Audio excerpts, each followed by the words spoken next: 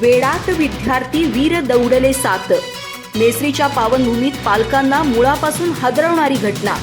खासगी क्लासच्या अभ्यासाला कंटाळून मुलं झाली होती बेपत्ता.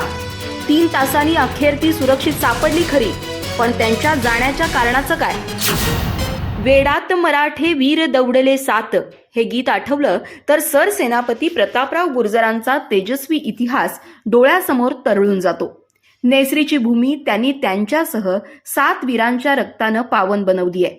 याच पावनभूमीत काल मुलांच्या उज्ज्वल भविष्याची स्वप्न पाहणाऱ्या पालकांना मुळापासून हादरवून सोडणारी घटना घडली आहे.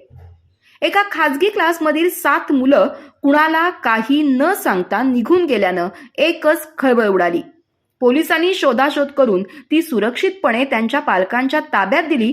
मात्र या वेडात विद्यार्थी वीर दौडले सातनं अनेकांची मती कुंठित झाली आहे. तळेवाडी इथे एक निवासी क्लास आहे. या क्लासेसमध्ये गडिंग्लज, आजरा आणि चंदगड तालुक्यातील मुलांना पालकांनी शिक्षणासाठी दाखल केलंय. काल बुधवारी सकाळी 11:30च्या सुमारास क्लासेसमधील 7 मुलं अचानक गायब झाली. हे सर्वजण चंदगड तालुक्यातील आहेत. ही मुलं अचानक न सांगताच गेल्यानं ती कुठं गेली याचा कुणालाही थांगपत्ता लागत नव्हता. नेसरी पोलीस ठाण्याला या घटनेची माहिती कळवण्यात आली. ही मुलं नेसरीपासून 3 किलोमीटरवरील आडकूर जवळच्या शेतवडीतून जंगलाकडे जात असल्याची माहिती एका नागरिकानं फोनवरून सांगितली. त्या ठिकाणी तत्काळ पोलीस पथक पोहोचलं आणि सर्व मुलांना 3च्या सुमारास ताब्यात घेतलं. पोलीस ठाण्यात संबंधित पालकांना बोलावून घेऊन ही मुलं त्यांच्या ताब्यात सोपवली. पोलिसांनी त्या मुलांना बोलतं करण्याचाही प्रयत्न केला, मात्र त्यांना कुठं जायचं काही माहीत नव्हतं. फक्त क्लासमध्ये जायची इच्छा नव्हती म्हणून ती बाहेर पडली होती.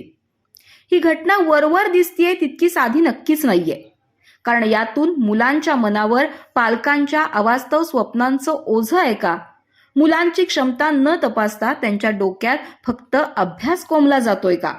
केवळ क्लास चालकाच्या निष्काळजीपणामुळे हे घडलंय का, की आणखी काही? असे अनेक प्रश्न निर्माण झालेत जे सध्या अनुत्तरित आहेत.